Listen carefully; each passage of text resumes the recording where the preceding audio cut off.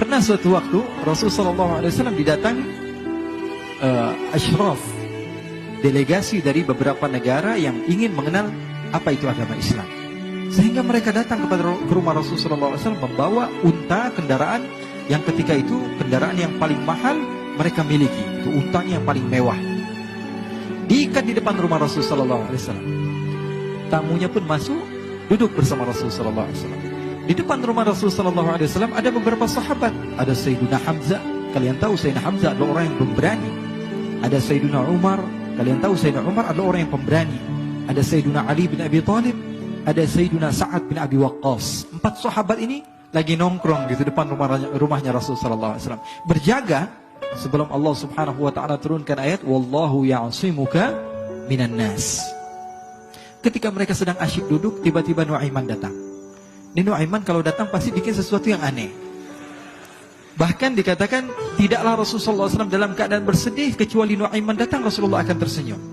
Jadi sebagian sahabat itu senang kalau sudah Nuaiman datang, pasti Rasulullah bahagia. Tapi ketika itu Nuaiman datang, ingin duduk bareng-bareng Sayyidina Hamzah. Sayyidina Hamzah katakan kepada Nuaiman, bercanda begitu. Nuaiman, kamu lihat unta orang datang dari luar Arab ini. Lihat, kata Nuaiman, ini besar banget ini, badannya besar gitu. Dagingnya pasti banyak. Iya nih kalau kita sate enak nih ntar malam. Kata Nuaiman, kata Sayyidina Hamzah, apakah kamu berani? Kata Nuaiman, saya berani aja asal kalian gak bilang sama Rasulullah. Kata Sayyidina Hamzah, benar wahai Nuaiman, benar. Akhirnya Sayyidina Hamzah lupa masalah itu cuma bercanda-bercanda saja.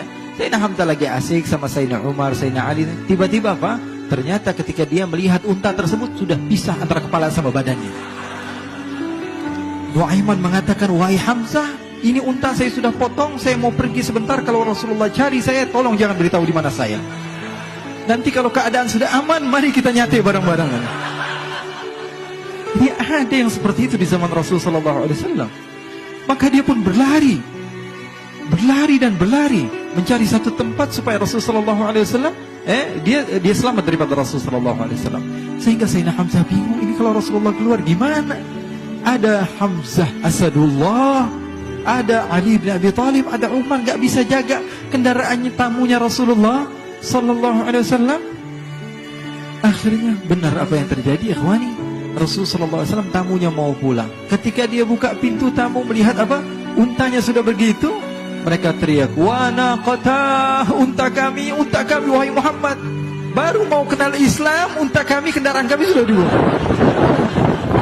Rasulullah SAW lihat Sayyidina Hamzah, lihat Sayyidina Ali.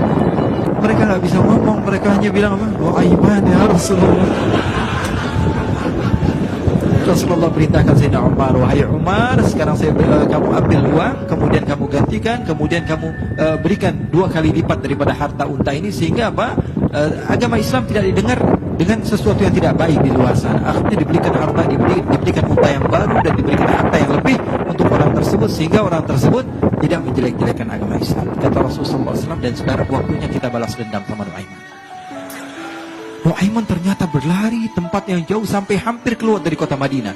Dia dapatkan seorang sahabat Nabi yang hadir juga dalam peperangan Badar, namanya Al-Miqdad bin Al-Aswad. Siapa namanya? Al-Miqdad bin Al-Aswad ketika itu sedang menggali sumur. Ketika sedang menggali sumur, Nuaiman datang.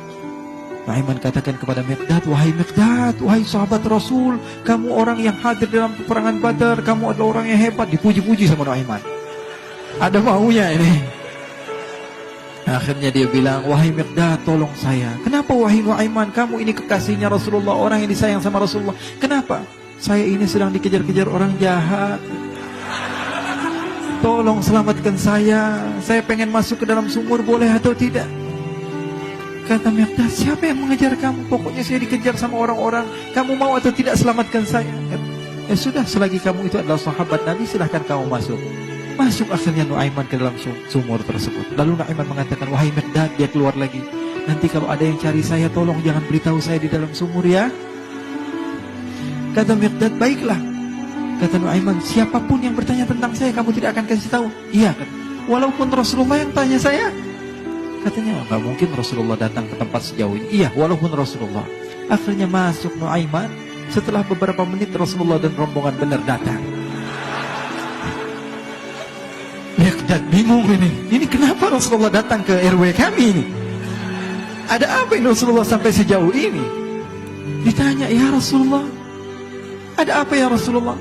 Kata Rasulullah, saya cari Nuaiman. Di mana Nuaiman? Inna lillah, kata Mikdad. Nggak dijawab ini Rasulullah. Kalau dijawab saya ingkar janji.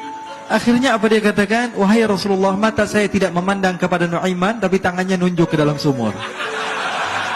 Sahabat. Apa dia bilang? Mata saya tidak melihat kepada Nuaiman, tapi tangannya nunjuk ke sumur. Akhirnya dibuka sama Rasulullah, Nuaiman muncul.